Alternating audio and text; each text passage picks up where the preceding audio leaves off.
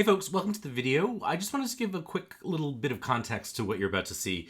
So over the next 4 weeks, doing this lab with some folks who volunteered to be part of it, where we're experimenting and exploring with Lenormand sort of outside of the rules of how it's supposed to be read, which, if you know me at all, is very on brand for me. I hate the rules. But that means that what you're going to see may be out of line with what you've seen for other Lenormand videos, etc. So I just want to throw that out there. This is not for purists. It's for anyone who, like this group, is interested in it but has struggled with the way it's supposed to be done. This is all by way of saying that, it's a bit of a journey. It's a bit of a lab. It's an experiment. It's a conversation. So, hopefully you're interested and you find something in it. But if it's not for you, then really save yourself the energy of commenting about how it's wrong or what that person said is incorrect, because that's not what we're doing here. And if that's what you want, then there are hundreds of thousands of things that are available to you that will work just fine for you. For everyone else, I hope you enjoy it. As I say in the recording of the session, the slides that I made for this are available on my website, which is linked below. For some reason, when I put the questions, the who, what, when, where, why, I left where off. So just feel like, add where if you need to. I think that's everything I need to say. Check out the social media accounts for the folks below if you're interested. Be kind, be good, and I hope you enjoy. Happy 2023.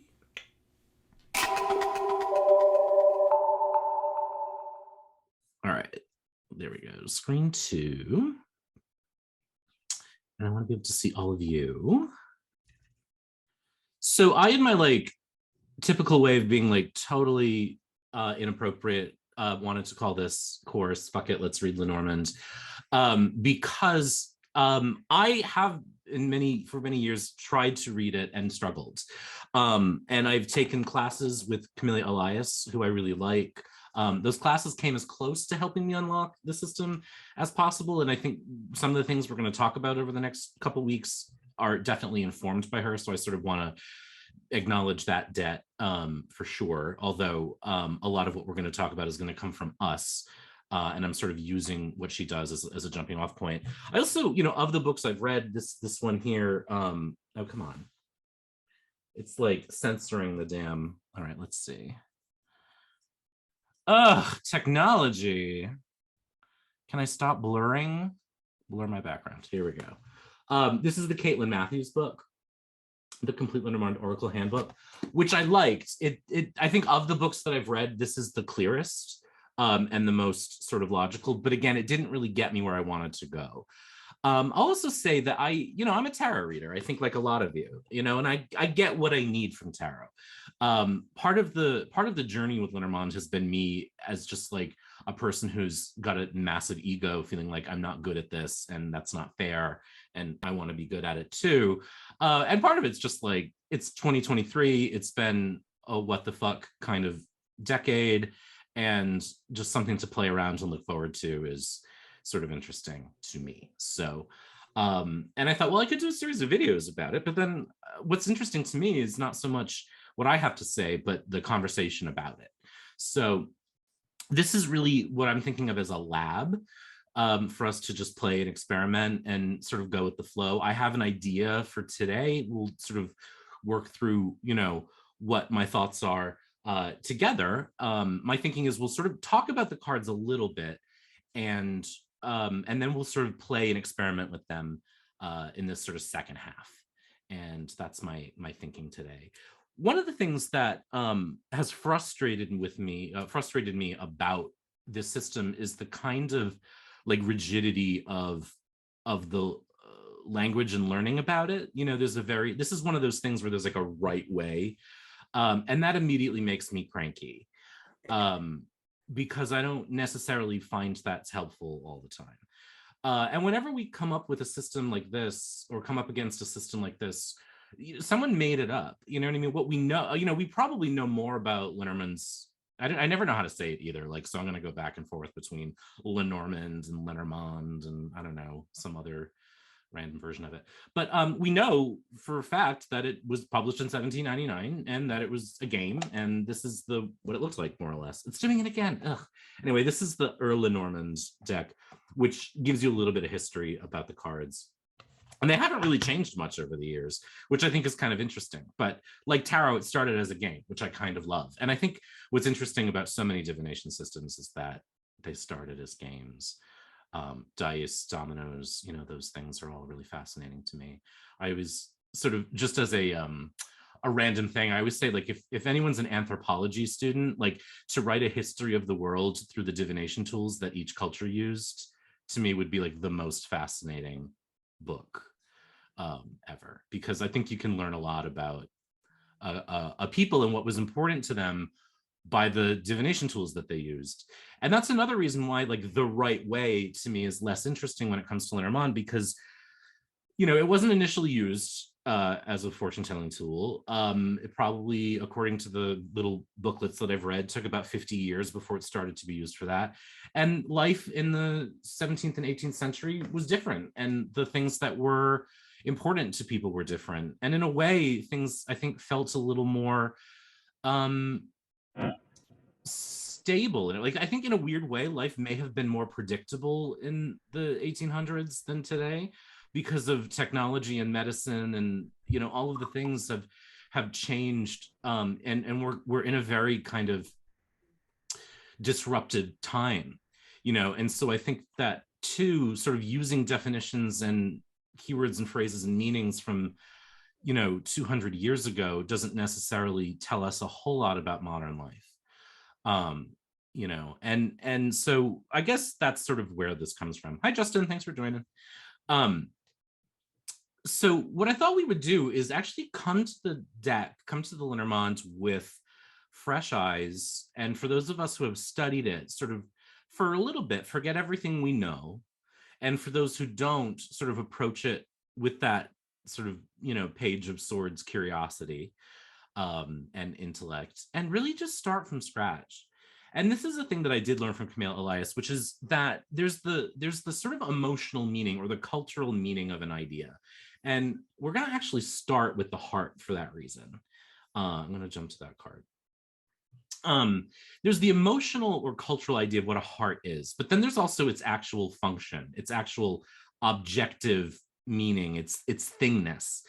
An example of that I use of like the difference between this is always like literature. So I went to undergrad for creative writing, but we had to do a lot of like lit crit.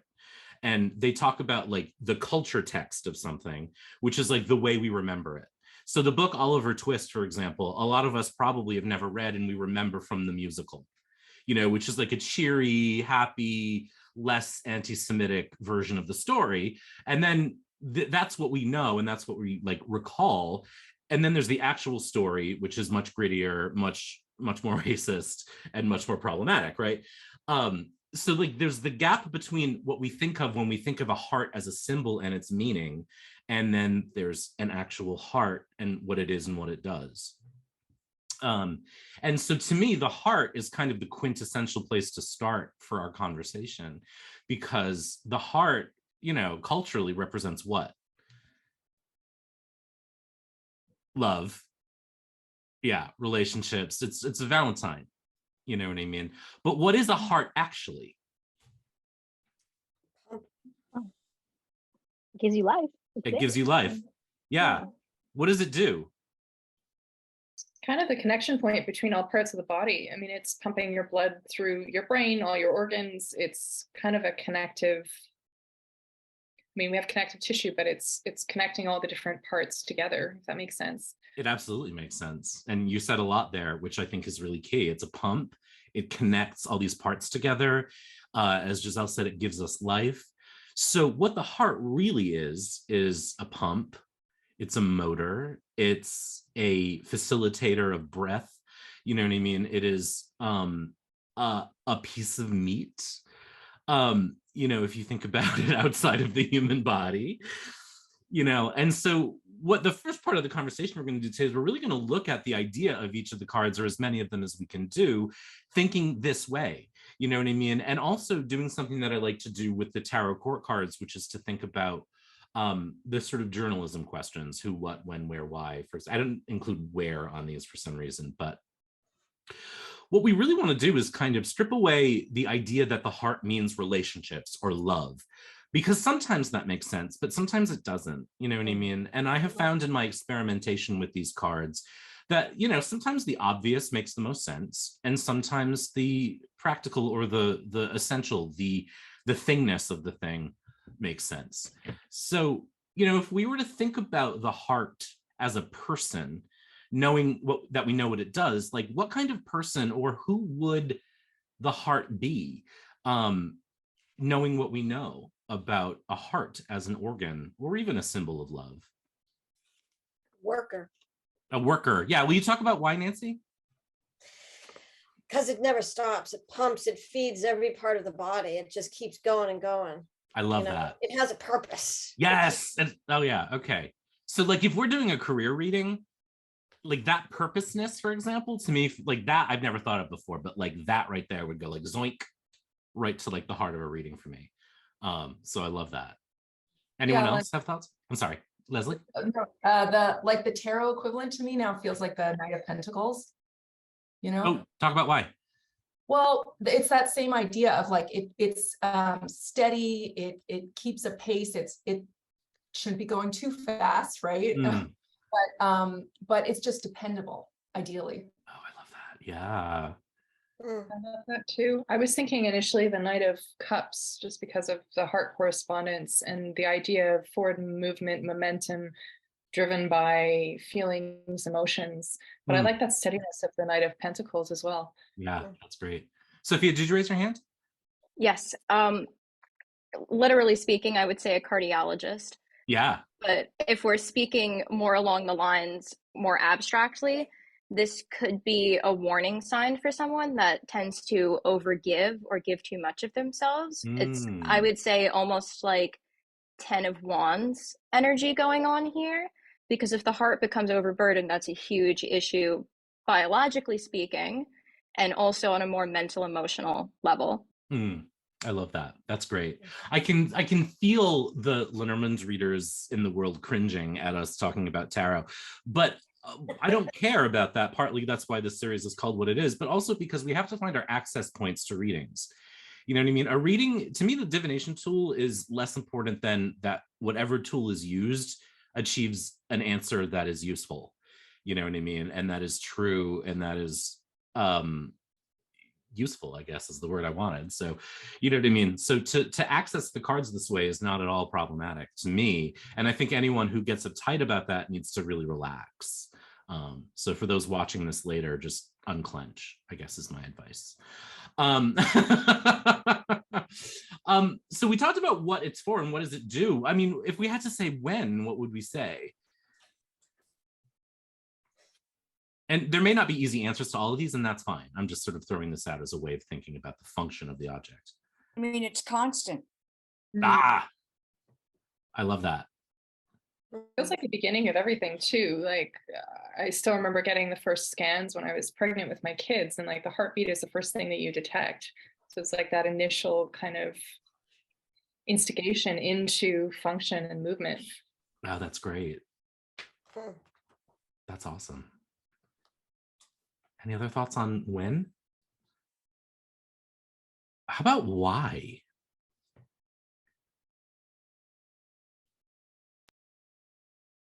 Perhaps it's the point of investment once it transcends. So if we talk about, to very briefly reference Maslow's pyramid of needs, it's that transcendence point. Besides, I'm doing this thing because living is expensive, I'm doing this thing because I actually enjoy doing this thing. I think it's the point where your love of something or your enjoyment of something transcends the mundane aspects. Oh, that's cool. I like that. Any other thoughts about why? I mean, sometimes the obvious answer is there too. I mean, it can be why because I love it. You know what I mean? Like that. We don't have to leave behind what we think we know, but to sort of contextualize it can be helpful too, especially when we get stuck. I mean, this is to me where I think a lot of us, no matter what system we're using, where we start to flail is when we get stuck and we say, well, this means love, but that doesn't make sense. So it's kind of looking beyond that. But sometimes the obvious is the answer. How about how? As a description of how does the heart describe how?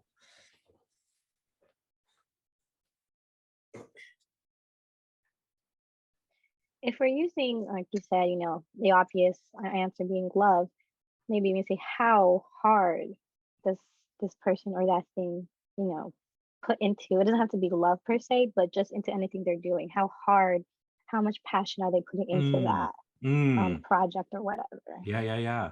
I love that. So passionately. I think there's things you've already said too. If you describe the heart, how is the heart? What are words that you've already used?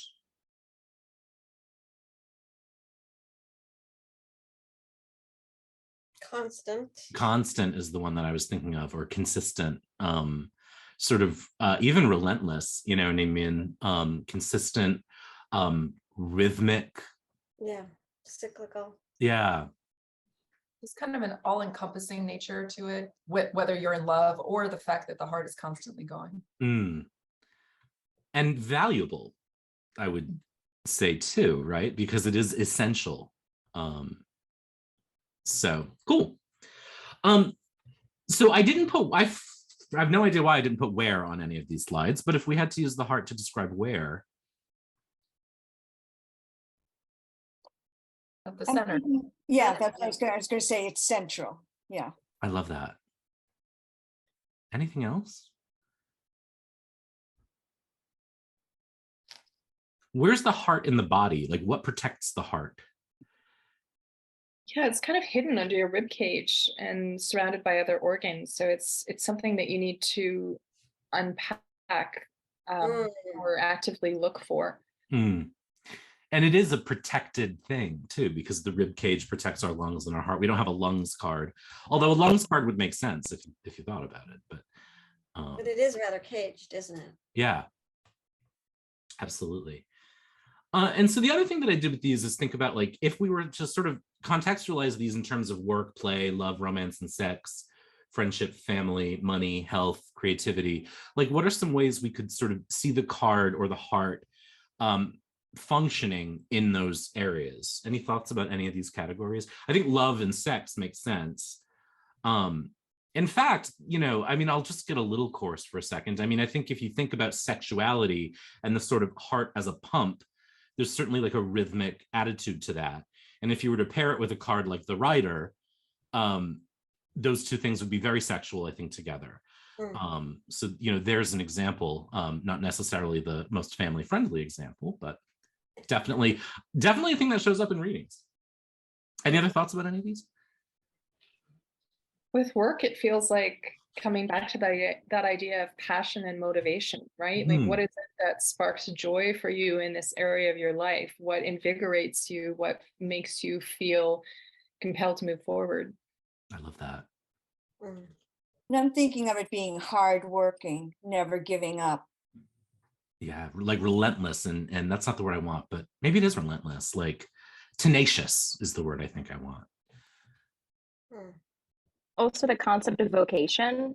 You're doing again, that same concept of you're doing something not just because it's necessary, but because it gives you a purpose. Like, or like, say for example, healthcare, especially in the past couple of years.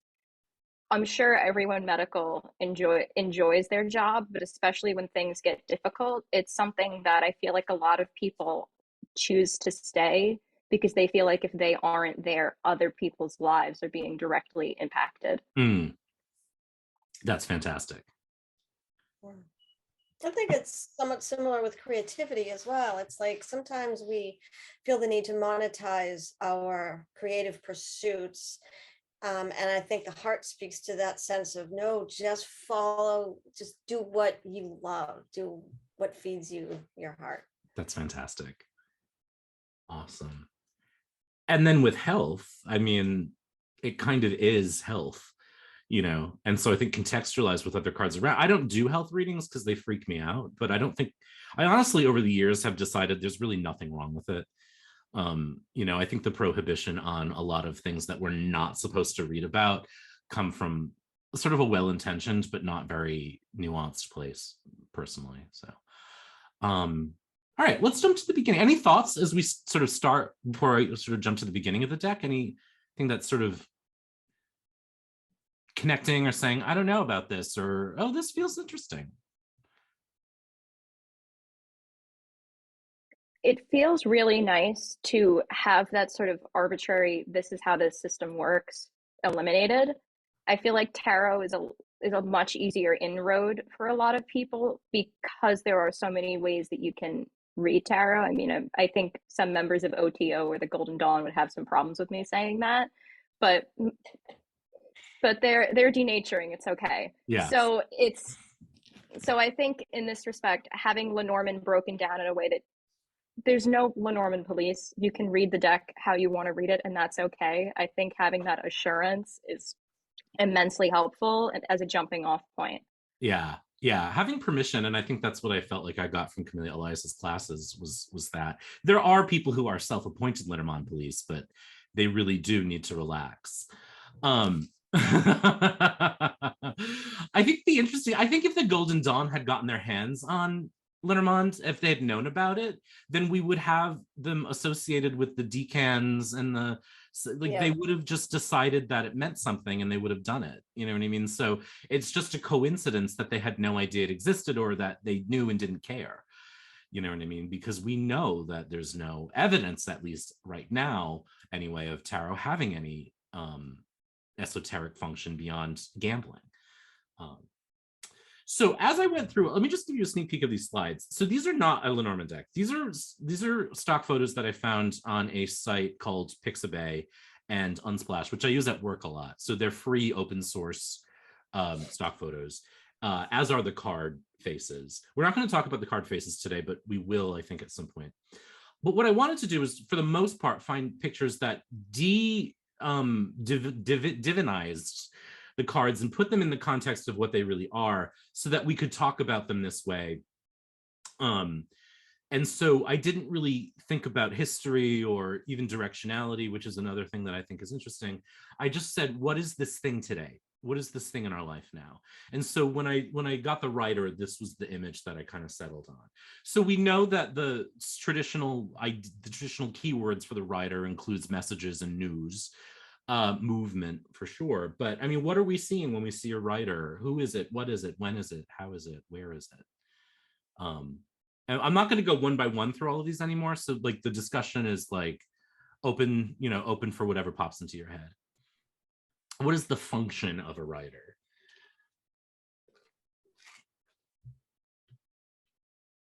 I think the idea is to get from here to there quickly, right? Yeah, point A to point B, get somewhere, which is very like, let's achieve this particular goal. I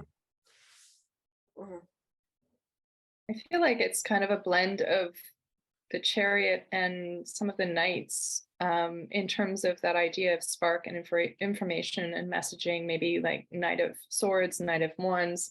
There's that idea of forward momentum and transference of creativity, of messages, of ideas. I mean, the Chariot's about that forward momentum as well. I keep juxtaposing it with tarot because that's what I'm more familiar with, but it feels like a good entry point. That's great. If we think of the writer outside of the idea of a writer, like what are we seeing when we're seeing a writer in any deck or in this image? You know what I mean? Like beyond the recreational, I guess, what is the purpose of writing or going somewhere? And I don't know the answer to this question. I'm just throwing out sort of conversational tidbits. Or let me ask this. Sorry, go ahead. Oh, sorry. There seems to be some sort of urgency, like in any depiction of the writer that I've seen, or within the Knights, or the Eight of Wands, for example. There's this sense of movement. So, like, I keep taroticizing, but like there's the concept of like stationary cards v movement cards. Like I see like this one, there's definitely some sense of urgency. There's there's a point A, there's a point B, and there's some sort of a potential energy but behind this concept that's propelling forwards. That's great. Yeah, urgency is a great word. And it makes me think of, this, and I don't mind that people are referencing tarot. I think, again, in order to sort of translate the knowledge that we have and to have a shared language, it makes sense. So don't feel like you have to sort of censor yourself. There are people who will tell you can't reference tarot here. But again, the important thing is that we read clearly and not that we read by the standards of some arbitrary person. So where are writers? I think of delivery people, you know what I mean? So I think of the mail, which certainly, but like UPS. I actually work for AAA, so I think of like drivers of tow trucks, etc.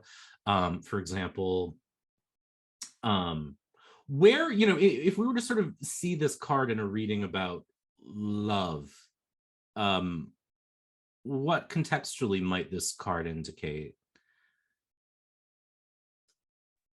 Forward movement, maybe moving on to the next stage of a relationship, taking things further than they've gone before in some capacity. Cool. Yeah. Or moving on to another Sure. person. Dumb question. I'm sorry. I have a dumb question, but does it matter which way the writer is facing? Does it have an effect on the interpretation? That's a great question. It's not a dumb question. And yeah, absolutely, depending on how you read. So I would, in some readings, look at where the writer is headed for sure. And that's more common, I think, in like Kipper card reading. But I think, again, we're sort of not concerned about the rules. So I think it for sure can. I don't know about anyone else, but I love directionality like that in readings. Yeah, I think if the writer, let's say, I'm not sure if it's correct, let's say it's after a heart, it could be like, see ya, like, it's over with. Or like, love reading, like, yeah, that person's leaving your life, like it wasn't meant to be, or, it's just not good for you type of thing. Yeah, absolutely. Absolutely. And you bring up a point that I want to mention, which is a rule that I do kind of follow when it comes to Lenormand reading, which is that you would never read the card alone. You would always have it in context with at least one other card, which we'll talk about as we go through. So for sure, if it were followed by the heart, or I'm sorry, if it followed the heart, then yeah, it could be like a one night stand situation, especially if you had the moon in there, right? Like heart, moon, rider, for example, could suggest a one night stand because there's the heart, or the lilies. We'll talk about the lilies later, but the lilies is sometimes associated with sex. Actually, let's just jump there now. Why not? We don't have a rule book. Let's talk about the lilies for a second. So the lilies are associated with sex. And for years and years and years, I was like, I don't understand that, because to me, lilies culturally make me think of like musty churches on Easter Sunday.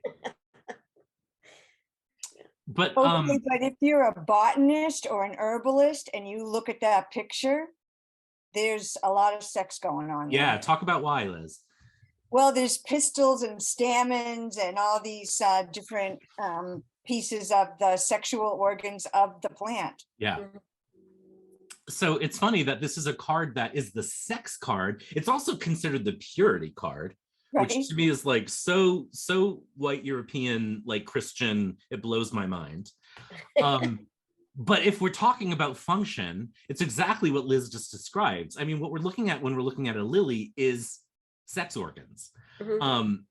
That are being snipped and put in a church on Easter Sunday. But it cracks me up because, that's exactly it. And it took me sort of looking at the flower rather than the idea of lilies to realize like, oh, right, we're looking at a pistil and stamen, and we're looking at really a whole reproductive structure when we look at lilies.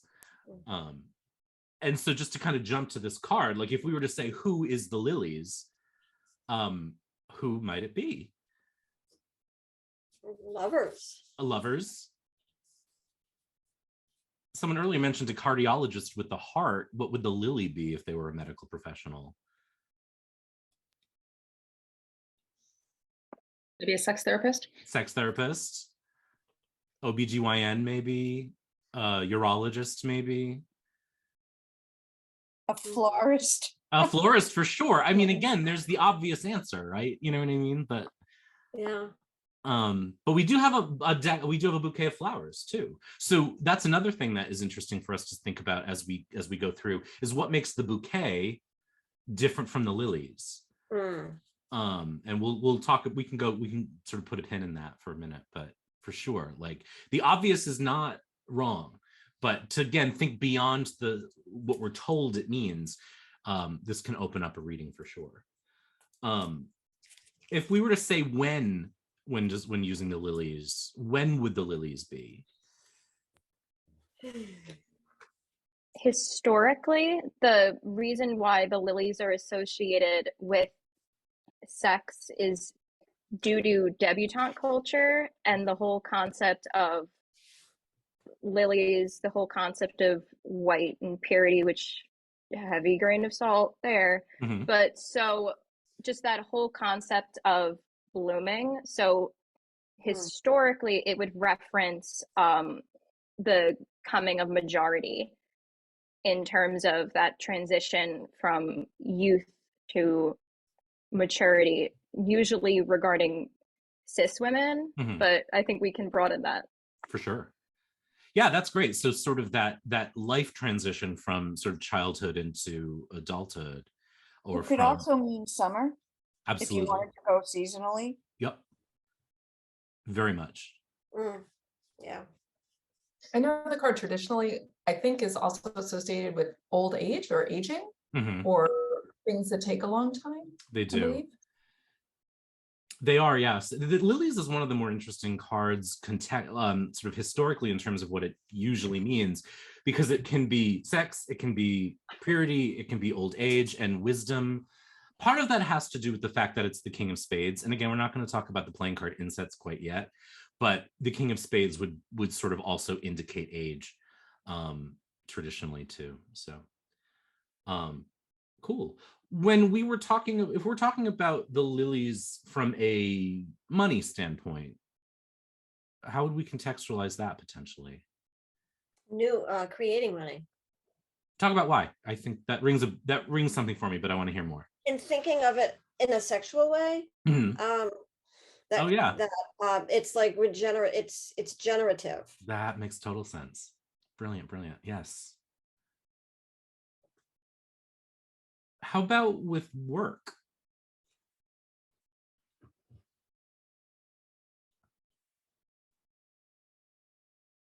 Maybe looking at a spark or passion around something, or the unfurling of a new project or idea, or movement into a new area of study that's kind of opening up and expanding. Love it. I think since the lily is kind of like, it's an open flower, it's kind of like, just really open. I think in a sense, maybe a work situation could mean that you're really gonna, like, let's say you got a new job or something, maybe you're gonna blossom in that area. Yeah. And this is what reading is to me. I mean, I always say this in classes. This may be new for people who are watching this later because they don't get to see the recordings of classes. But for me, reading anything is doing what we're doing, which is contextualizing the idea and taking the metaphor of the concept and making it make sense in a reading. That's really what we're doing, and that's what you're doing really well. And to me, I think that's the kind of excitement and also sometimes the stress of how do I know what this card means in this context. I'll pick on this book for just as an example. Not that there's anything wrong with it. I really, like I said, like this book. But it gives a lot of meanings for just the card individually. And so even if you're studying this, it feels like, oh, I have to memorize all these things. What number is Lily? 30. That I have to memorize sort of all these things about the cards. So what does it say about the lily here? So it can be peace, calm, old age, winter, ice, consistency, discretion, maturity, retirement, cold, restrained, serene, discreet, peace, snow, divorcee, grandfather, father, so there's just so much here that you have to memorize, but like then you have all these like, well, how do I know if it's sex or virginity? You know, and the other cards can certainly help, but being able to sort of know what a lily is at heart, know how it exists in the world, and why it represents what it represents can help us get where we're going. Does that make sense? Cool. Can I say one thing about lilies? Yeah. The first thing I think of when I see lilies is that they're poisonous to cats. So I always think about them being deadly. Yeah. in a certain respect. So that's always kind of an interesting juxtaposition with the like love and rebirth, and like they smell so beautiful, but if you have cats, please don't have those in your house. Yeah. Poinsettias too.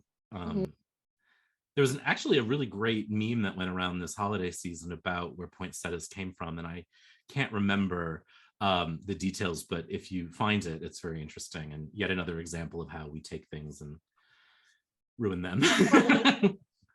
Nancy, you say something? Oh, someone was saying, no, go ahead. I was just going to joke that combination of sex and death, the Golden Dawn, would certainly attribute it to Scorpio. Oh, for sure. Yeah. And the sex in the coffin, I mean, so lilies and coffin, I was another example of where you might see sex, because the coffin, you know, can be a bed. And in Sibylla, the sickness card is also frequently considered the sex card because it shows a person in bed. So it's interesting.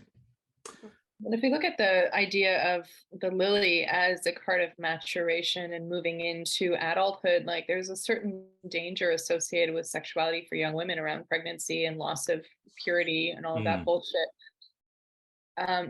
So there can be kind of a little bit of a threat in that too, in terms of consequence and future outcome and all of that. Yeah, for sure. And, you know, like I was saying at the beginning today, like the world looked different then, you know, and so being pregnant, having children was, you know, a different scenario than it is today. Again, sort of keeping in mind class and race and all the things that make, you know, pregnancy dangerous or not, given our healthcare system in the United States. It was, you know, there was a danger in having children that is probably at least perceived as less today, you know. So there were things that were more predictable in the old days, I think, you know, just because of the way the world worked. Let's look at the clover. I picked this particular image of the clover for a reason, although it's really uncommon to see this depiction of clovers in Lenormand decks. And I can tell you why, which is that it's ground cover. We tend to think of the four-leaf clover or the clover in general as an individual object, but you know, in the wild, it really is ground cover. It's a blanket. So I wanted to sort of pick something that was a little less familiar.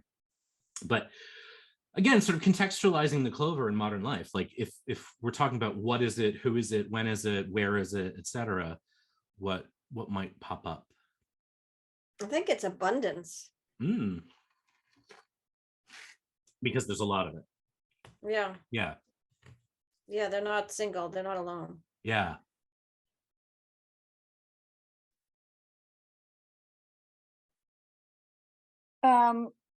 From a herbal perspective, it's a blood cleanser and a alterative. So it's like a you know, it helps the blood heal and purify. Interesting. And the card that I have, actually, actually has the red clover on it, and I'd never seen that before. Usually it's the leaf. So if you were to pair the clover with the heart in a health situation, that would be really fascinating. Yeah. If we were to say when with the clover, when might that be? There's an obvious answer, like a cultural obvious answer that makes me giggle. I wonder if anyone can guess what I'm thinking. St. Patrick's Day. Yeah, March. I'm thinking March. St. Patrick's Day. Yeah. Any other thoughts?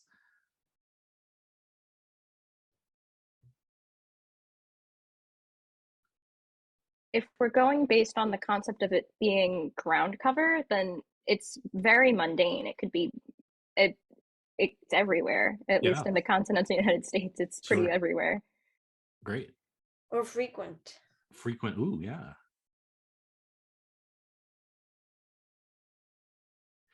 This has a strong association with luck, and it's considered a pretty lucky card. It also is typically associated with tiny or small, which I think is interesting.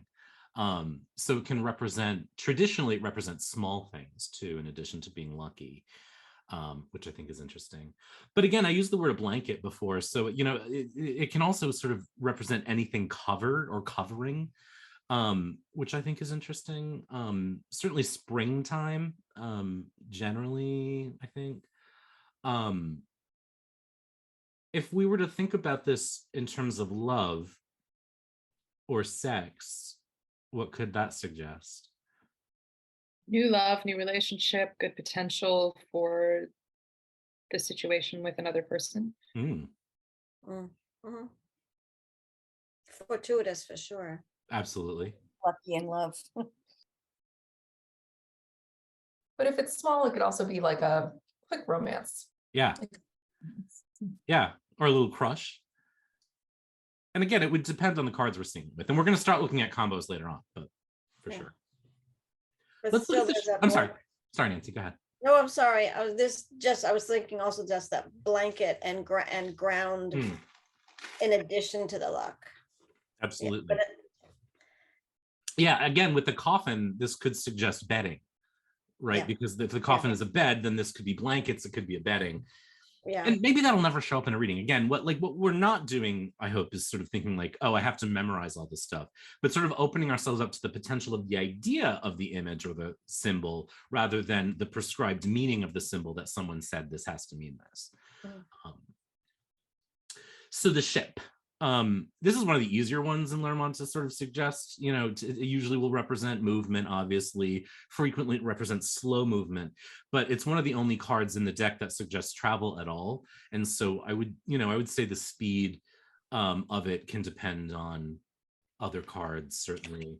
Other cards that suggest travel, of course, the rider and the stork. But the stork has a lot of cultural baggage that we'll come to. So if we were to say, like, who is the ship? What might that be?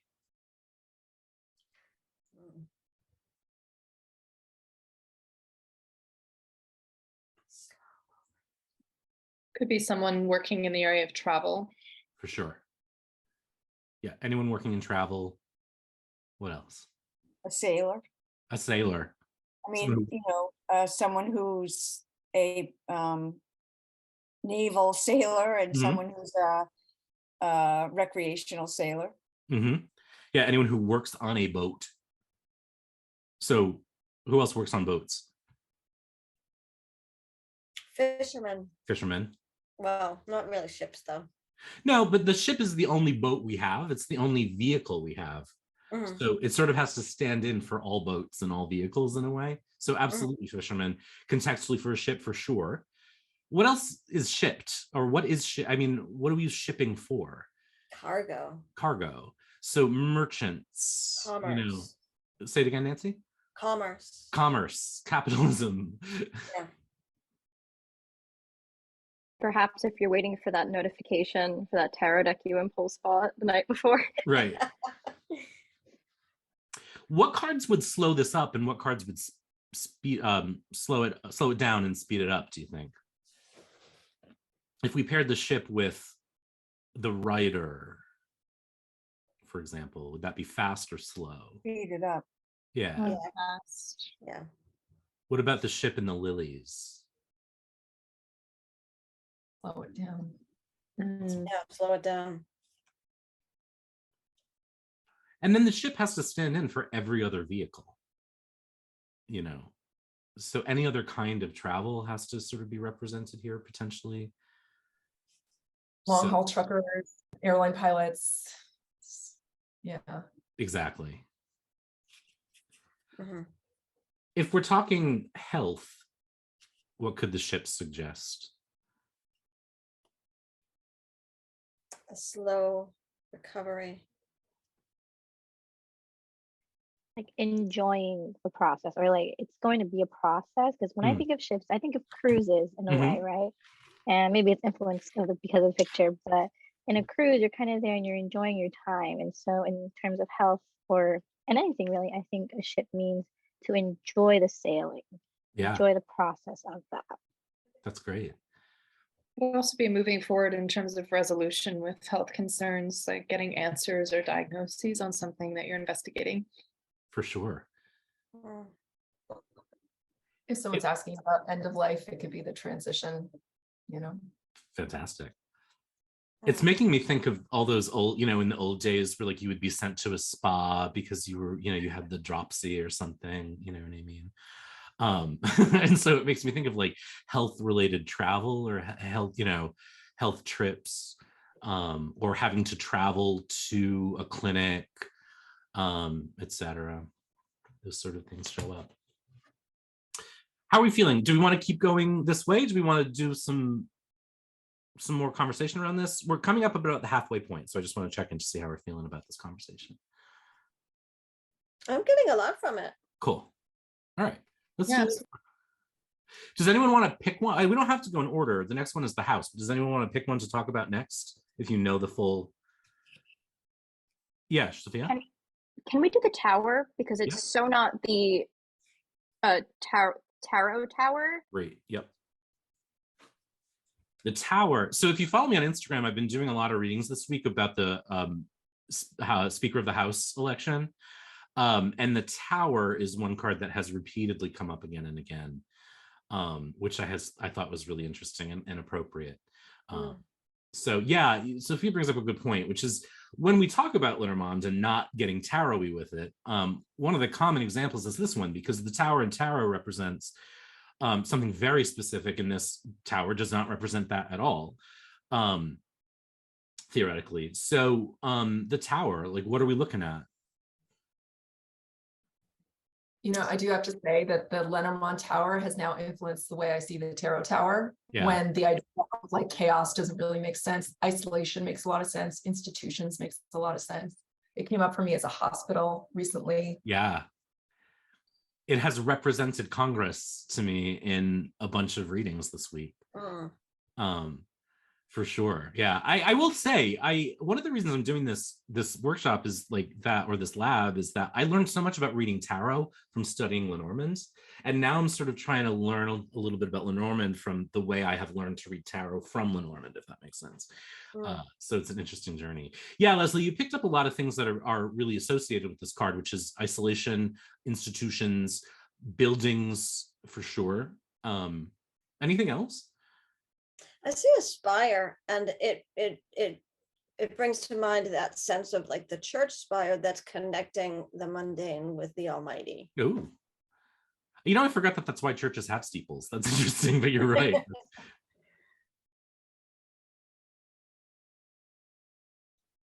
One thing that has come up for me in some readings recently with the tower is that in order to build, building one is kind of so in old New England, right, they used to put if they could afford nails, they wouldn't use them in construction. They'd hammer them into the front door to indicate that they could afford nails. So it was an indication of wealth.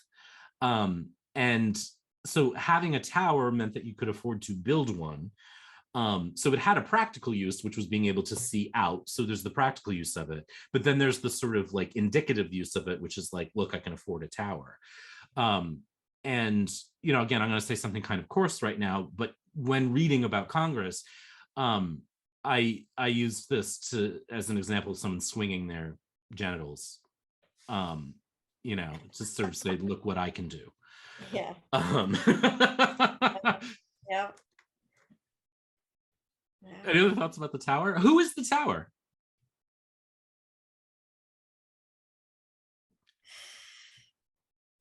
Well, if we go with, you know, what we've been talking about, institutions, Congress, the church, it's the establishment. Yeah. So it would be more conventional, established. Yeah. I think as an individual too, it's the one who wants to be seen, you know, like the Kevin McCarthy, the, you know, well, everyone in Congress, actually. Yeah, right. I think it could also be someone who's very stuck in their ways, or maybe if we're thinking on like more of a mental health standpoint, maybe someone who has an anxiety disorder, or maybe some obsessive compulsive tendencies, like this is what I have to do because this is what I have to do to keep my brain working. Yeah, yeah. So not necessarily a negative thing, but more of like a, I know myself, this is just what I got to do. Love it. Yeah. Yeah. If we were to describe, if the tower were describing what someone looked like, All tall, Mhm. Yeah. Tall and thin. tall and thin. Cool. Maybe a little gloomy. Oh, Like, you know, I think towers are always up in the sky. So, Yeah. or maybe someone with their head in the clouds all the yeah, time. yeah. Or Mhm. gloomy, like, you know, they're just alone. It's bringing back that like isolation, or one of the meanings of the card is isolation. Maybe it's just someone who's just, yeah, like gloomy, sticks to themselves. Love it. Absolutely right. And there's, you sort of remind me of the fairy tale association with towers too. So like in fairy tales, what do towers indicate? Mhm. Could be someone with lofty ideas. Oh yeah, Shut away. for sure. Yeah, that's the fairy tale thing, right? Being shut away or being trapped somewhere, being entrapped. Which also is in keeping with the whole Tudor history, you know, the tower as. Oh yeah, yeah, yeah, yeah. If the tower showed up in a reading about sex, I mean, there's an obvious association for sure, but are there less obvious ones? I think it could possibly be some like conditioned sense of morality.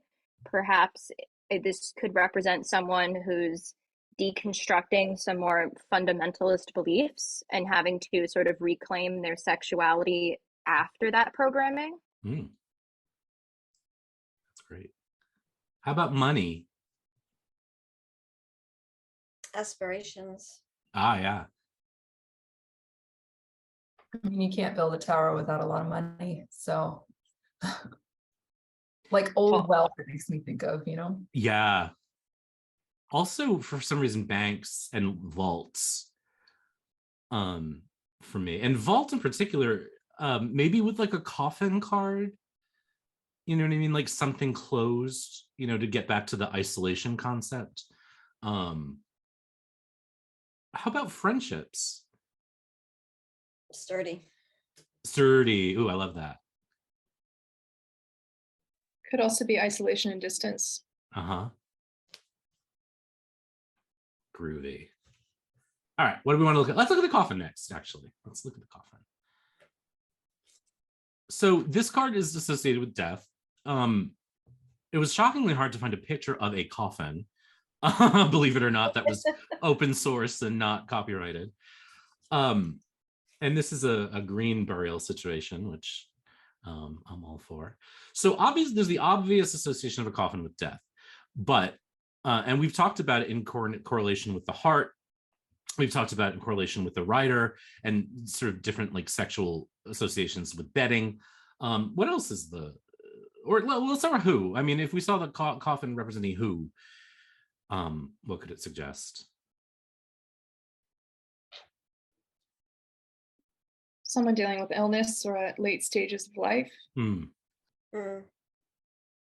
Could be like ancestors if you're looking at it that way. Yeah. Yeah, the dead. The mighty dead. Who would work with a coffin?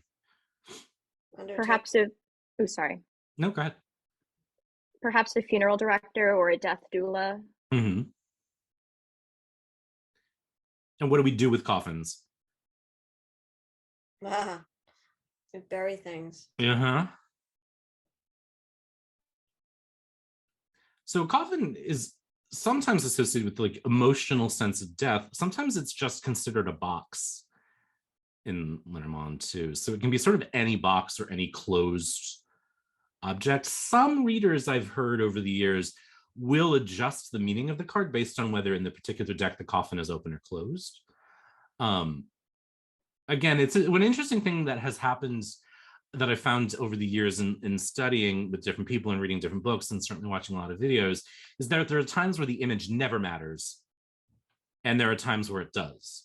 You know, I mean, the theory in Lenormand is that it does not matter what is on the card you're looking at. The coffin always means whatever the coffin means, regardless of whether it's open or closed. Likewise, the book. But there are some readers who will say, but if the book's open, you know what I mean? So that's an interesting thing too. And I think maybe contextually could add a lot to the puzzle, but I don't know. What do you think about that? Well, I feel like I've heard people talk about,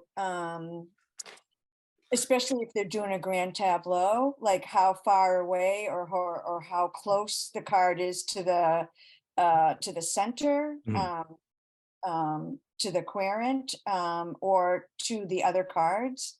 So proximity does seem to matter to in Lenormand. Yep. It seems similar to other systems of divination in that you can add as many layers on top of the cake as you'd like. Like, say you're a Marseille reader and you are entirely focused on the open reading, and maybe you'll use directionality and maybe you'll use numerology, and that's as far as you want to go. If you take that same Marseille reading and then say, okay, well, I know astrology and I know my astrological correspondences. I can add that if I want. You can add Kabbalah on top. You can add as many things on top of that reading as you want, or you can use none of it. So I feel like if it enriches, awesome. But if it doesn't make sense in the reading, it doesn't make sense. Very much. Nicely said. Cool. All right. Let's do, for our own benefit, just like a quick bio break. And then we'll come back and we'll keep going. So let's just take like 3 or 4 minutes. Sound good? Yeah. So I just wanted to mention that these slides that I made are on my website if you want to play with them at any point. So on the Learn page, they are just down where it says new workshops coming soon. You can download the slides here. If you want them, you know, it's up to you. Anyone watching this later, they're there for you too. I made them in Keynote, so if you open them in PowerPoint, they may look wonky, but you'll still get the images, which I grouped. So I want to talk about the stars next, because this is one that is let's go back to the stars and not that hot man. I chose this guy because I liked what he was wearing, incidentally. That's the only reason that he showed up there. I'm jealous of being able to wear a suit like that. I could not pull it off. The stars in Lenormand has a lot of different meanings. My current, to Leslie's point earlier about the tower, my current reading of the star in tarot comes from an interpretation of the star in Lenormand as GPS, as your compass point. And so when I read the star in tarot now, I tend to read the star as your lodestar, your compass, your North Star, your direction. So that's one association with the stars for this system. Another one that I thought was interesting, it seems a little more appropriate to me looking at the clover the way we did earlier, which is something that spreads. So there's a reading of the stars as being something that spreads. You know, you could say health-wise, like something that metastasizes is a word that I've heard. You know, that's another interpretation. But, you know, an example I always like to use in tarot too, when I talk about the sun and the star, is like, what literally is a star? We have such romantic associations for stars, but what is a star? It's not very romantic in reality. It's a Big old ball of gas. It's an old ball of gas that's on fire. So I love that we have a romantic association with stars in divination, but there is something very sort of down to earth in essence about what they are. But we don't have to leave behind the sort of cultural ideas behind them either. So let's start with who. Like, if we think like the star, who is the star? How could you interpret that? Could quite literally be an astronomer or a celebrity or someone who is very much in the public eye.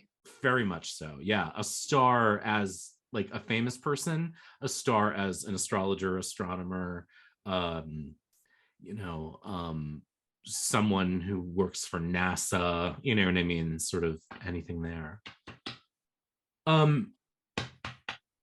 If we were to think about the star as when, Long time ago. long time ago. Yeah. If the star and the ship showed up together in terms of a when situation, that feels like it would be forever. You know what I mean? Like, we see stars that are already dead because of how far away they are, which is a very sort of shocking thing to think about. Jules, were you going to say something? I saw you come off mute for a sec. Yeah, I was just thinking about that as like ancestral work or delving into the past in some way, past lineage, past things that are now gone but still have meaning in our lives. That's beautiful. Yeah. And I was, sorry, I was literally thinking nighttime. Yeah. Oh, yeah. For sure. I mean, again, like the obvious is sometimes so helpful that like the romance sometimes even gets away with the obvious. You know what I mean? Like sometimes it's just nighttime. Certainly if the stars and the moon showed up together, you know.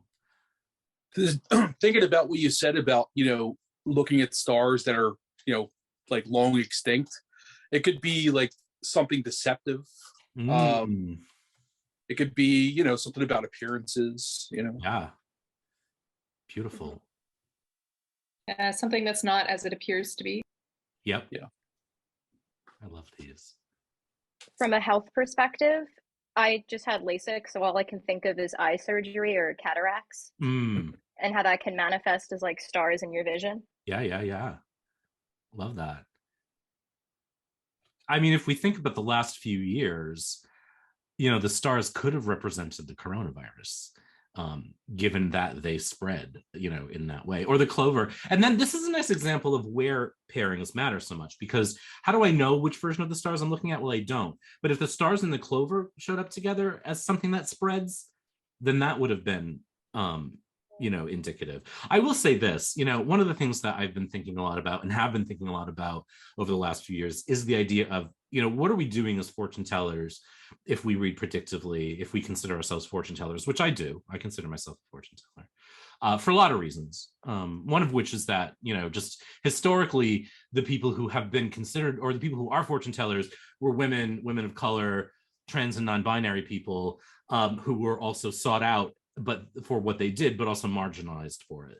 And so I feel like today we have a responsibility to sort of reclaim the idea of fortune telling from the system, I guess.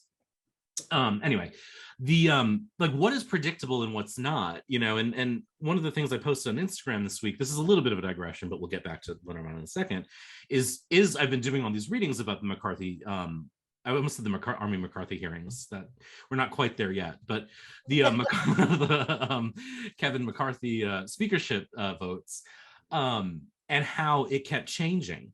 And it's an example of really, like, there are some things that are really unpredictable because we didn't know, and I don't think McCarthy knew how willing he was to bend.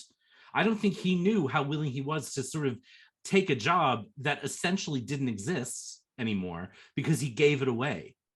So what he got was a title. What he has is very little power of that title. And that came from him giving up and giving up and giving up in order to get the job. And so reading about it over the course of the week has been really interesting because the answers kept shifting. And now I can't remember why I started saying that. But it's important, I guess. And thinking about predicting the future, things change. What's predictable, what's not, I think is where I was going. And that, you know, as a predictive reader, you know, we can say something today and, you know, will I be in a relationship with this person? And you can say no, like, you know, they're way below you. They're like not at all at your standards, you know, and then they immediately leave and they're like, I'll lower my standards. You know what I mean? Yeah. And then they end up in a relationship with the person and then they come and say, well, you know, you were wrong. And I wasn't wrong. I said they were below you and that you weren't going to end up in a relationship with them because they were below you. But then you decided they you were willing to lower your standards. You know what I mean? So it's the interesting thing about being a reader, really about anything, is that the act of observing something changes it. You know, which is a thing that comes from physics, I think. You know, and I believe that true. You know, in a way, as a reader, it's a very interesting thing to insert ourselves into the future by saying what it might be, because in doing it, we actually impact the outcome. Which is a really fascinating ethical question for me as a reader. You know what I mean? To what degree? You know, there's a thing that happens a lot, and you know, I don't want to tell someone if their partner's cheating on them, because what if they go off and do something stupid? You know, and the example I always use is, well, what if I tell you you're about to come into a lot of money and you go and kill your rich aunt? You know what I mean? Like, we can't really control what someone's going to do with the information we give them. We can just hope that they act responsibly with it. But, you know, we don't really know what's going to happen. So, you know, little digression there, but I don't even. Well, even with predictive readings, like personal choice still comes into play. So you can tune into the energy of something as it's happening right now. But if someone turns and does a 180, makes a radically different choice, it's going to then impact the outcome. So is it down to you as a reader for telling them that this could potentially happen, or is it down to them making a different choice that helps them in turn navigate what their outcome is going to be? Yeah, that's a beautiful way to put it. So it's a fascinating thing.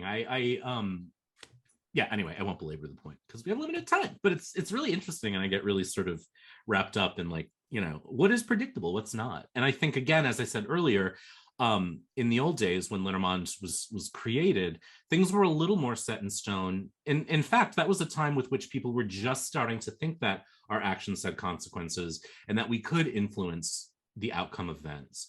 You know, and so it's interesting that fortune telling kind of comes out of this time period that's very transitional in a lot of ways, although it certainly wasn't new. Any other thoughts about the stars? All right, cool. I have something. I think to me, the stars mean like spirituality in my sense. I feel like when I think of stars, I think how for such a long time people, you know, have looked at the stars. We've always studied the stars, even before, like, you know, science was a thing. Everyone was fascinated with stars in the nighttime. So I think, I don't know, stars to me mean like a philosopher, someone who's asking those big questions. Or just someone who's like, if you do like spiritual reading for someone, if that's, you know, what you want to do. I think it can mean that, you know, you're going to like kind of get that spiritual insight that you've been wanting to, or it's coming to you. That's my interpretation of the stars. Beautiful. I love that. Nice. Yeah, that's gorgeous. It can also historically speaking, before technology, it was our method of telling time and direction. Yes. Excellent. Very good. Yeah, I mean, it's one of the most unifying human experiences in a way. It is the thing that has united almost, I would say, every culture in history is reading the stars in some way. Yeah. So it is that big and that potent, and can suggest, I think, that sort of level of potency. You know, that level of potency sounds sort of weird there, but that kind of bigness, that numinousness. There are these amazing statues, I think, from a Sumerian culture that they're these little, they called them votive statues, and they have these giant eyes. And I remember seeing them in my like humanities class in college, but they were looking at the stars, they were looking at the unknown and sort of facing what we couldn't know. And there's this deep human need to like face the unknown, and there's this deep human need to know the answers, which is one reason why we're all sitting here today. Is that deep human need to know. So really fascinating and very grand, and I love it. I kind of want to do some card pulls, so I just want to sort of play a little bit, thinking the way we're thinking. I mean, we could go through the whole deck this way, but it would probably take us all 4 weeks, which is why I did the whole deck. But I put it, you know, in the, like I said, on the website, so you can download them if you want to. I do want to talk about the man and the woman first, for a couple of reasons. One being that they are traditionally considered non-speaking cards in Lenormand. and I would say in things like Kipper too, like the significator cards generally don't have a voice. They don't mean anything because they represent the person or the person in the person's life. In the deck that I'm holding right now, this is one of many now that comes with 2 men and 2 women cards. In this one, I kept the 2 men in and took out the 2 women just because why not? And I put a big green dot on the man that represents the self. But this is an example of where Lenormand has sort of modernized itself in a sort of discreet way. It probably has a lot more modernization to go through, which is that, you know, the idea that there's 1 man and 1 woman in the deck, that there's 1 person for that person, and that the inevitability of there being a person in your life is really interesting, you know, is very specific, you know what I mean, of the time. You would have a partner. That was the goal. And if you weren't somehow partnered, there was probably something defective about you, you know, historically. And even today, if you talk to, you know, my single friends will say, God, if another person asks me why I'm still single, you know what I mean? So there's a cultural association traditionally that you would be partnered, and that partner would be with you, you know, until one of you died. You know, and so readings would take that into account, and probably a lot of readings that were done around, you know, tea tables in the old days were about, when am I going to find my partner? Today, that's not all we're reading about, you know what I mean? And so I'm curious for folks, you know, if you have to read the man and the woman, certainly it can represent the querent. Some decks will say now the self and the other, or something similar. But let's say that we weren't really doing a reading, or we got a reading where like the woman showed up or the partner card showed up, but this person isn't partnered and isn't interested in a partner. How could we read the people cards in that space? Now, the tradition would tell you they would absolutely be someone else. And so it could be someone else influential in your life, but suppose it isn't. Suppose this person's like, nope, there's no one there. You know, how could we read the man and the woman cards, or the person and the other cards, without there being another person involved in a situation? What do you think? Different aspect of the self. And this is a good question. So how would we know that? Like, we can sort of rely on gender stereotypes, you know what I mean, if we want to, or we could sort of look at external and internal. But like if I'm in the reading represented by the man card and the woman card shows up, like what version of that would it be? Would it just be me in another situation? Or For me, I think it just means you have to maybe tap into more of your like feminine side. mm-hmm. You know, maybe you're looking at things through in using like, you know, gender stereotypes and all that. Maybe you're looking, or maybe the person is too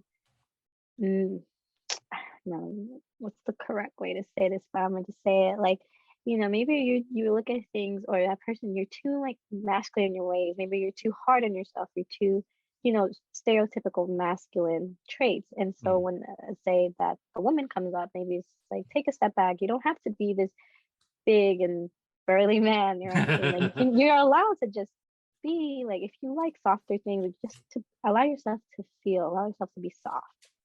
Great.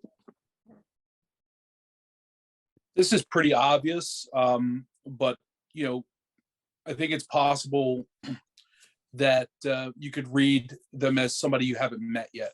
Like, sure.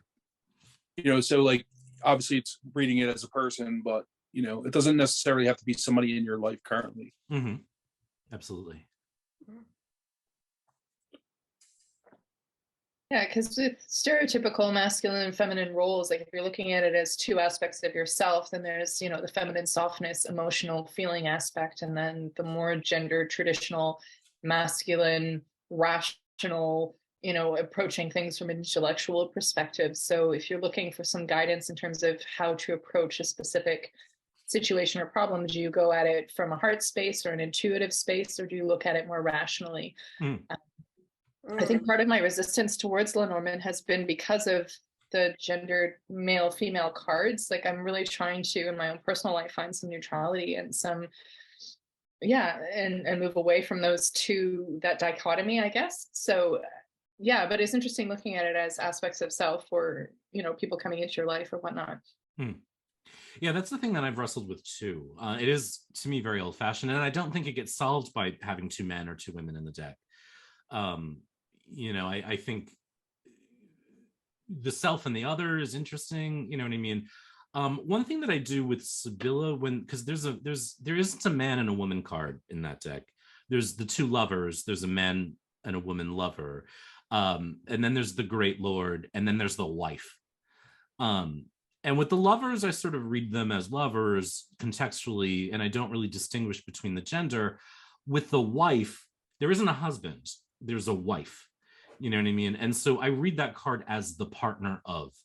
And so whatever it is, so it could be the business partner, it could be, if we're talking about a spoon, then it's the fork. You know what I mean? So a way that I've gotten around that is to use the other card. And the reason that I kept 2 men in this particular deck is that there's the subject and then its partner, whatever that partner is, and so in a way, like if we have the sun in a reading, the partner could stand for the moon if the moon doesn't show up, or I don't know, like if we're reading about bed, it could be breakfast. You know what I mean? So I do think about the other card, whatever that is, as the partner of something. Or and there are cards, if we look about the writer, for example, there are cards that can carry like a vowel sound. And this is a thing that I found that's been personally a struggle for me in reading Lenormand, is that there's a lot of consonants and not a lot of vowels, unless you actively decide some cards have vowel qualities.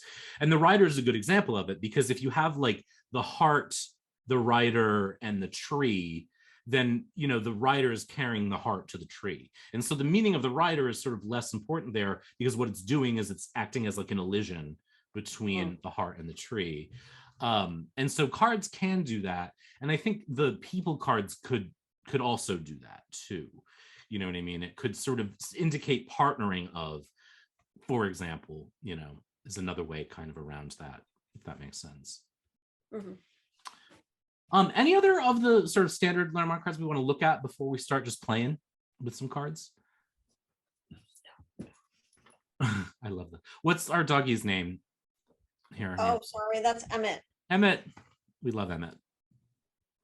I am a dog person. I love dogs. I don't have a dog-friendly life, but I love dogs. All right, I'm going to stop sharing. And again, you can download these slides if you want to. Does everyone have like a deck nearby that they can play with? It doesn't really matter what, because again, the image doesn't super matter. Let's do a little, it's easy to read about like celebrities and things that are in the news just because we all have potentially a frame of reference. Also fairy tale characters, etc. But does anyone have an idea of something we could do like a little experimental reading about? Like the McCarthy thing was great, but that's resolved now. I'm like not like up on pop culture the way I used to be, so I can't think of anything off the top of my head.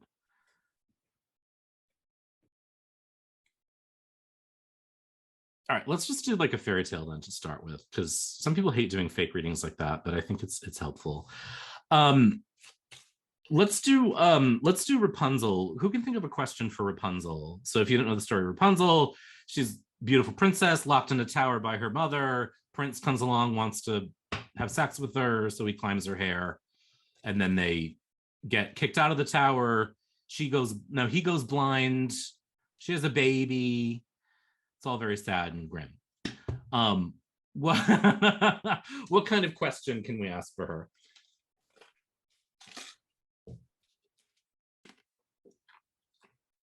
How can she find some independence? She went from being under lock and key from her kidnapper, and now she's tied herself to the first person that was interested. And how does she find a sense of identity?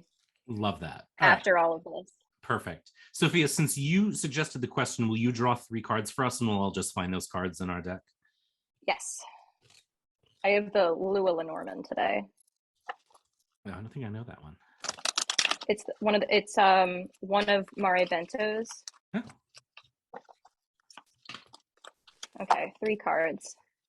So I have Bouquet, the Rider, and the house. Let me just put that in chat. Bouquet, writer, house. Oops, I spelled house wrong. You don't technically need the cards in front of you because we know what they look like, but I like to look.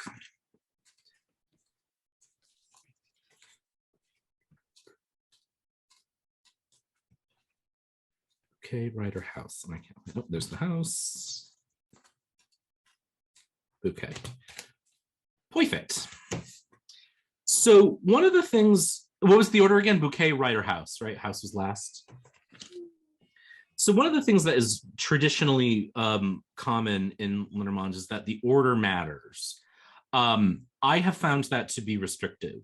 And so I don't necessarily care that the writer is first necessarily. It could mean something, but when I find as a experimenter of these kinds of readings that when I lock myself into anything too rigidly, into any rule too rigidly, I don't get an answer.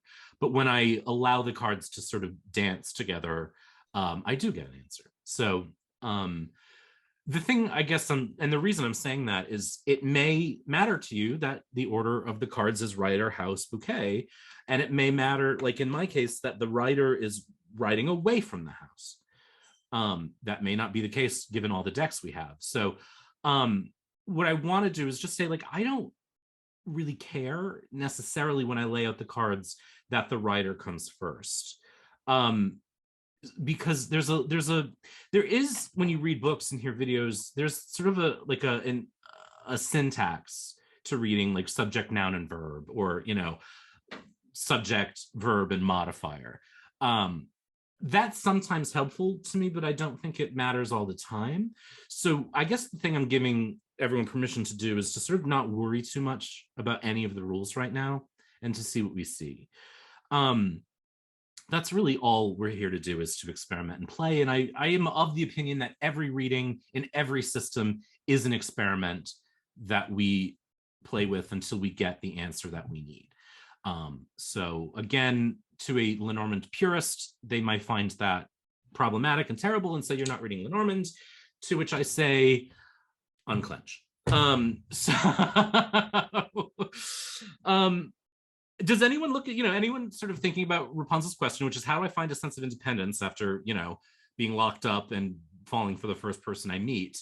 Any thoughts based on these three cards using what we've talked about in terms of function and object thingness or anything else?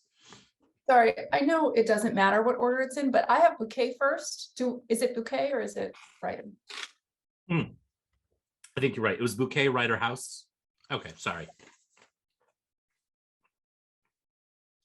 Yeah, I was thinking that the resolution to finding happiness, contentment that this bouquet card brings comes from moving away from, this is the house card, but it's also that sense of, Mother Gothel family kind of enmeshment. So the real joy and freedom comes from just that simple movement away from that traditional family structure, which is all that she's known since she was very small. It's kind of a basic reading, but yeah. Yeah, I think we have to not qualify and worry about that. Like, does it give us the answer that we need? And I think it does. You know what I mean? So, yeah, and you're sort of reading the bouquet as like a joyful thing, right? As like goodness and cool. Nice. Well, in my cards, the writer is heading towards the bouquet. So that would kind of even emphasize what Jules said more. Yeah. Away from that structure and more towards the happiness and wish. I like the way that you use the word structure just now, because the house is a structure. You know what I mean? And we think of the house in Lenormand too. It's really common to have associations, like the house is traditionally always positive. The bouquet is always positive. The coffin is always negative. And I don't find that that's helpful either. You know what I mean? Because the structure in this case is problematic for this person, and so the house does become negative in that case. So I like that. Anyone else have thoughts? Let's talk about the bouquet as a concept, because we didn't talk about that thing. So like, what are we looking at when we're looking at a bouquet? What is it? What's it for? Because there's a lot of different associations historically and contemporarily that give us information about a bouquet or a bouquet of flowers, or sometimes it's just called the flowers, but it's almost always a bouquet. What's it for? In this instance, I would take it as an offer. Like, I'm seeing it in this situation as the offer that Rapunzel's prince extended to her. Like, you can leave, we'll go off on our thing. And in my reading, the writer is going towards the house. So perhaps the bouquet is this offer out of her situation, and then she's going forwards. Oh, yeah. I love that.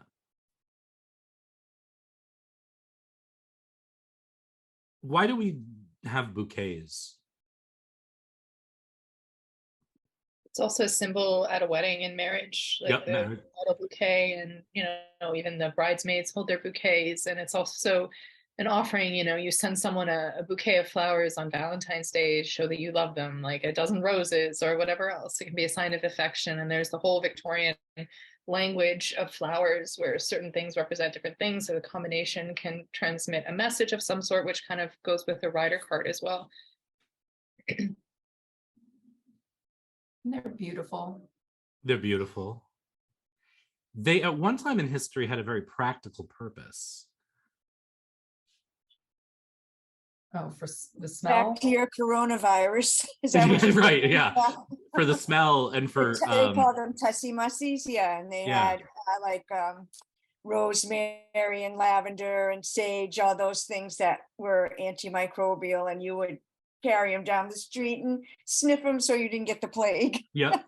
They were called nosegays. Yeah, nosegays. Nosegays, which is I actually have a deck somewhere around here where it's called the nosegay, which is a word that you study in Shakespeare, and like as a 12-year-old you think is hilarious.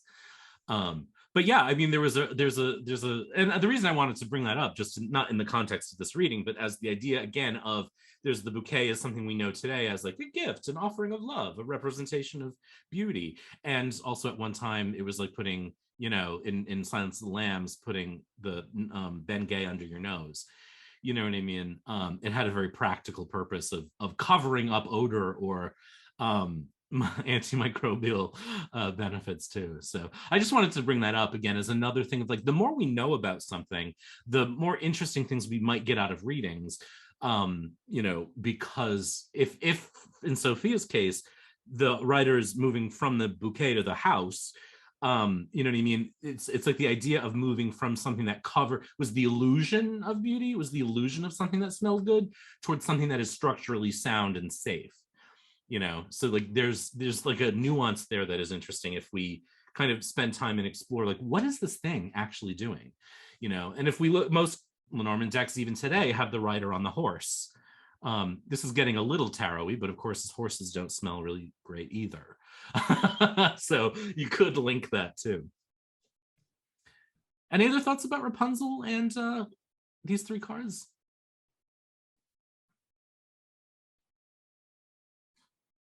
Okay.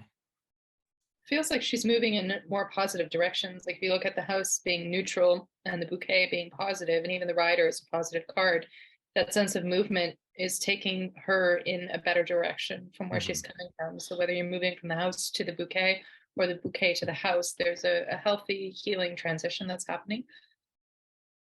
And we always want to come back to the question, which is, how do I find independence? Or is that the word you used, Sophia? So, then the answer then would be you have to move away from X and go to Y. However we read, the bouquet or the house. The way that you find independence is leaving X and heading toward Y, whatever that means. I find even 3 cards not enough, I'll be honest, in Lenormand readings for context, believe it or not, which is why I actually use 5 for a lot of readings. And it just helps me color the reading a little bit more. So I want to just add 2 more on each side just to see. So Sophia, will you give us one before the bouquet and one after the house? Okay, let me, one for before the bouquet and one after the house? Yeah. Okay, so before the bouquet, we have the garden, and then after the house, we have the child. Okay, perfect. So the garden and the child. This is such a reinforcing message of what we've already done. Where's my garden? There it is. And the child. Oh, sorry, it's crossroads. Oh, This deck's a little complicated. this is the in thing terms I'm of going the to say about imagery. Lenormand decks, that it drives me nuts. When I can't tell what I'm looking at right away, it makes me cranky. So it's the crossroads and the child? Okay. Which I think feel that that way fits a about- little bit better.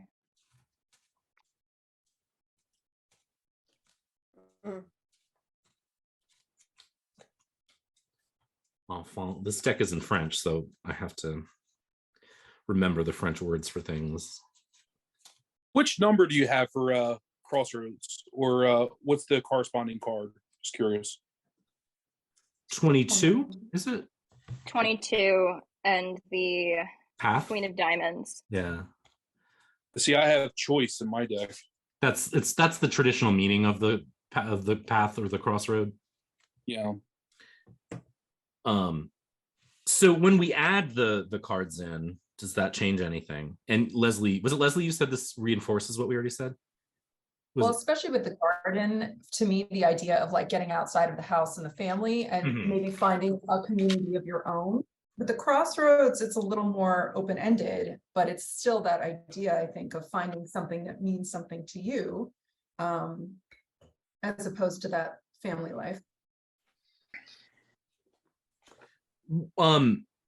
It's interesting how the child changes the house to me.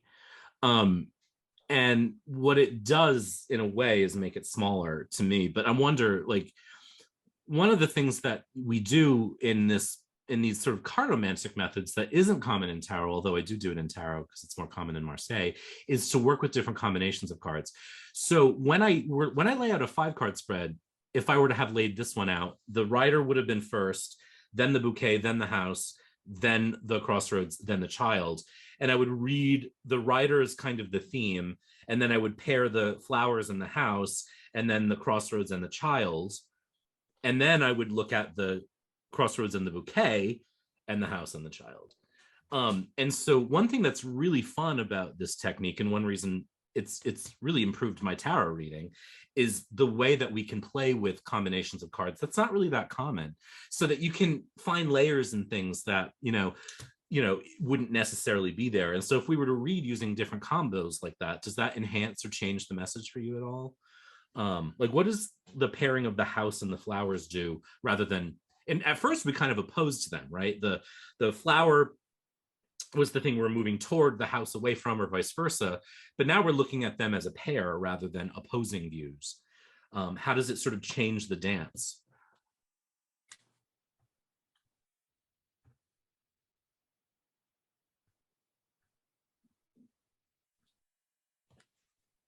It almost feels to me like things in the house are fine, like everything's, copacetic there. Mm-hmm. It's looking at the things that bring joy and create those stable foundations, allow you to move maybe away from the things you knew as a child, making different choices that also support that sense of movement in a transition. How does the child and the crossroads connect, or the child's and the choice, or the path? This is really interesting to me, and I have an idea, but I'm going to wait to share it. I think she has to make the choice to break that generational cycle and not bring and acknowledge the trauma that she has from being kidnapped, which that's a big thing. We can't ignore that piece. Right. And choose not to project what she was taught in this very oppressive environment onto her children, because there is no manual for parenting. We do what we know. And if what she knows was being raised by a woman who kidnapped her for eternal youth, then that's going to be a really interesting relationship with that whole maternal figure in her life. And so she needs to become a more positive maternal figure, and that's how she can end that cycle. So can you connect the child in the house, just to connect the child and the crossroads there? I'm just a little stuck, if you don't mind. So I would take the child and the crossroads as making that choice. Oh, got it. Okay. that makes sense. Thank you.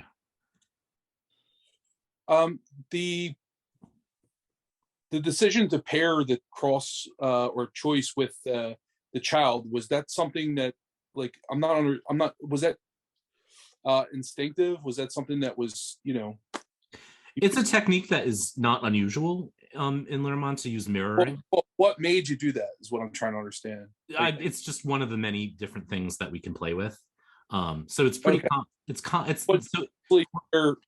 Well, because I'm looking at the order of the cards here, and I mean, like, just visually, it would make more sense for me to pair choice with the bouquet. Yeah, you can do that too. Okay. Yeah. All right, I was just wondering what was. Yeah, one way to read these sort of 5-card lines is both from the middle out, and then sort of 1, 2, 3, 4, 5, but also like 2, 3, 4, 5. You know what I mean? So you can use mirrorings as well as pairings and partners. I see what you're saying. Okay. So you can sort of okay, so you're mirroring. Yeah. I was just confused on how you came up. For sure. I got it. This is very foreign to me. I'm not a Lenormand person. Totally fine. Yeah, we're just experimenting. You know what I mean? And there's the sort of a lovely thing about Lenormand and cartomancy generally, where there are techniques that are really not usual in tarot, that are knighting, houses, mirroring, these sorts of things we're going to play with over the next couple of weeks. Okay. We'll probably do one whole session just on techniques like this. So yeah. Cool. Maybe we'll do like the grand tableau and talk about all the techniques that are used to read that, but you can use those in. When I think about the path and the child, I think of making small decisions, which when I think about people who are suddenly free and need to make a lot of changes, they kind of have a let's boil the ocean approach, and that's often daunting, and it gets in the way of people doing or getting where they want to go, because they're like, I have to change everything all at once. But it's like, okay, just make little movements, little decisions, little choices towards your goal. You know what I mean? You don't have to boil the ocean. You don't have to do everything all at once. For example,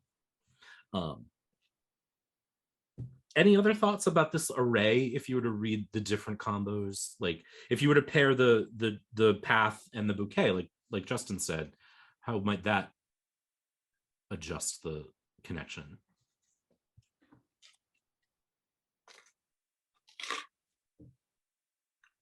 So are you saying you can dissect this by taking any 2 cards or 3 cards or 4 cards and moving them around and comparing them to each other? Well, I would say as long as there's a relationship. Okay. So they're next to each other. So you could read path, flowers, horse as 3 cards, or you could read path and child because they mirror each other. Yeah. So as long as there's some kind of justifiable relation, like I wouldn't necessarily read the path and the rider together because there's not really a relationship between the two. But there is a relationship between the path and the flowers, and a relationship between the house and the child. There's a relationship between the path and the child because they mirror each other.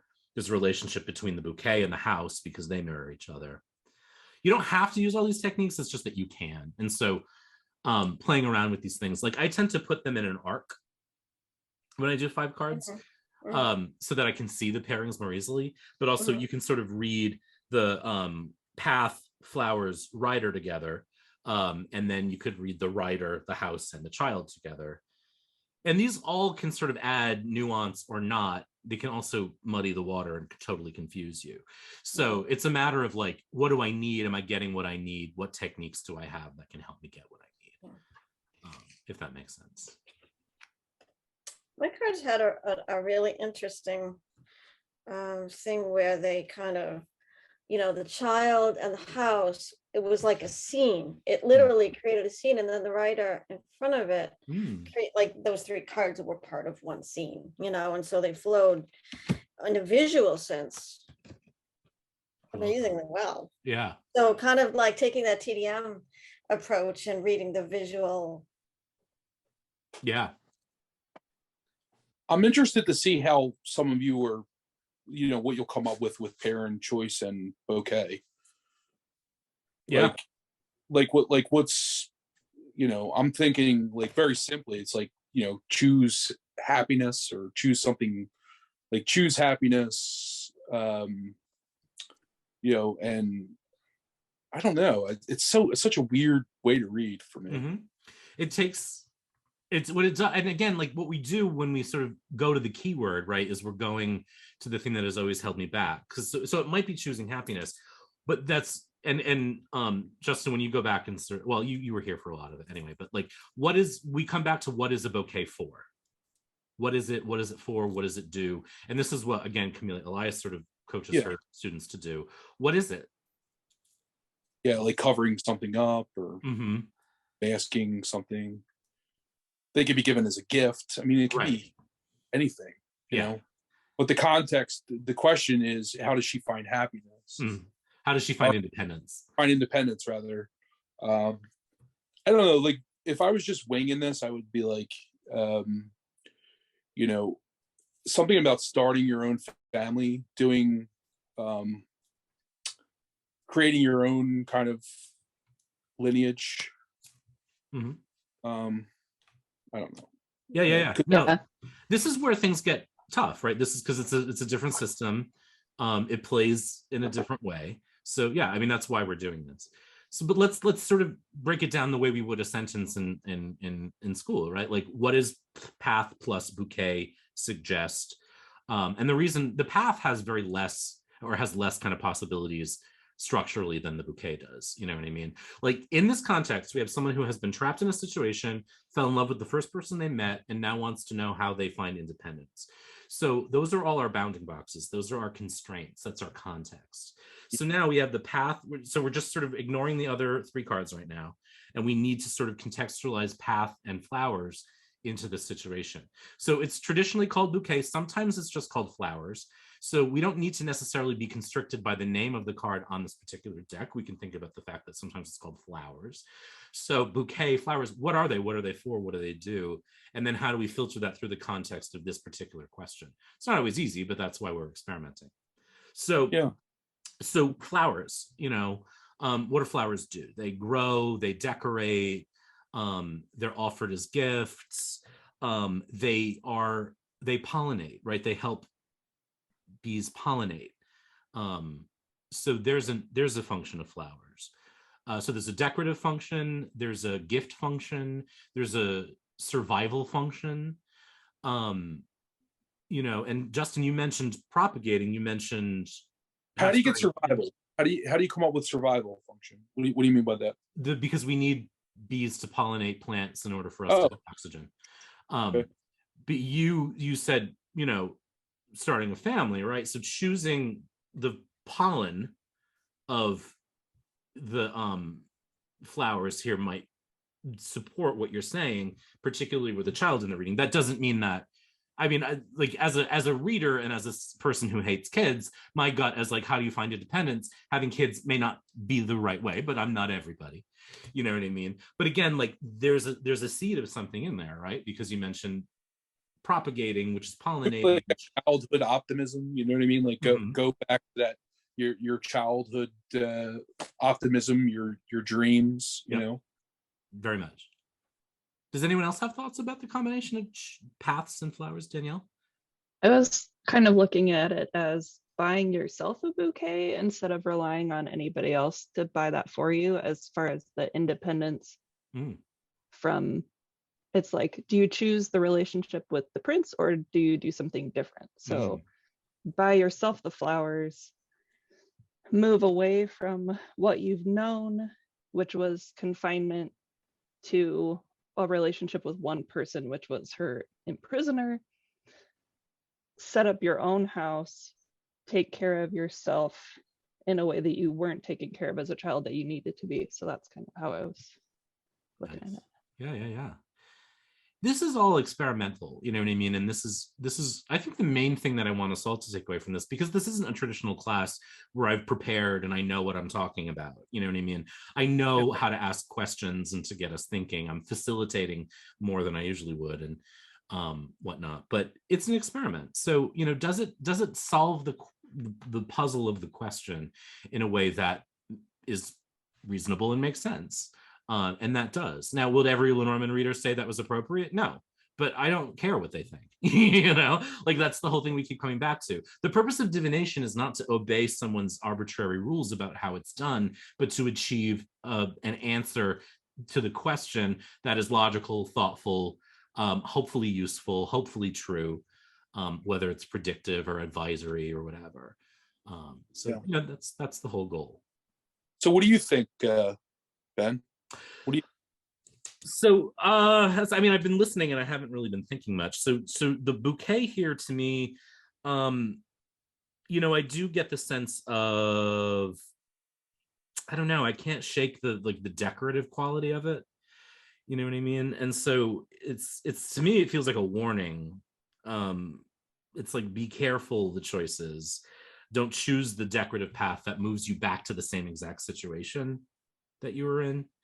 Yep. You know, the pretty path in this case is what I'm seeing. Choosing the pretty path that sort of moves you right back to the house where you're imprisoned as an infant, you know, as a child. That's a really good way to look. Oh. So it's sort of like a warning, like you are conditioned to think that what is safe is what traps you, and what is pretty and what's, you know, feels safe is not necessarily the same thing. And then I could start expanding outward, like the house and the bouquet together is like, it's a pretty prison. You know what I mean? And you have to make choices that, you know, that are smaller right now. That's okay. So you're saying smaller because of the child. Because of the child. Yeah. Got it. Yeah. Yeah. These are the kind of things that you have to get familiar with, you know? And it requires a certain amount of like, I don't know what the word is, but like gutsiness in a way to like start with a thing. The way that I'll say this because we're about to wrap up, but like the way that I get into, I use a lot of cards in tarot readings. You know, I love my 9-card box spread.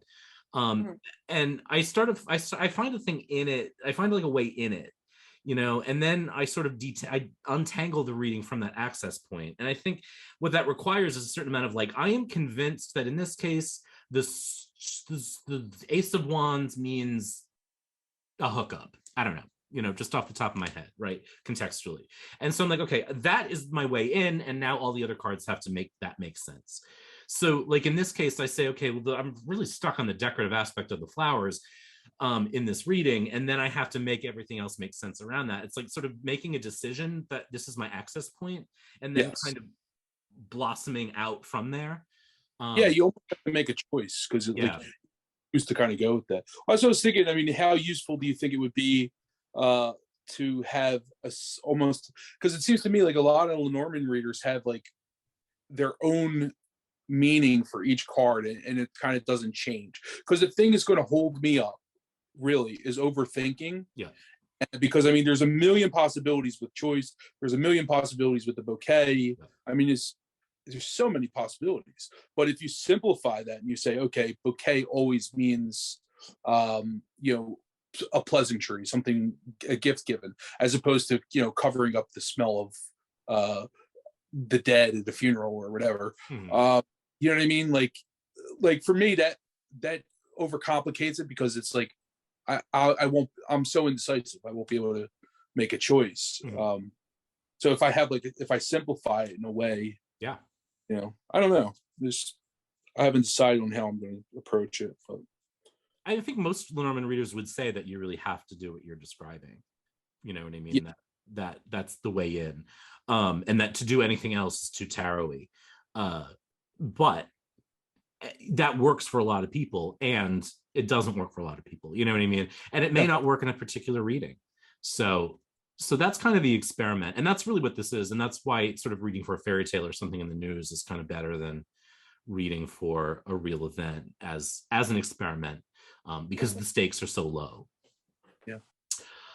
So next week, I don't know, I'm thinking of maybe like playing with different techniques. Maybe we'll just jump into the grand tableau next week and just play with that. You know what I mean? Like, why not jump into the deep end?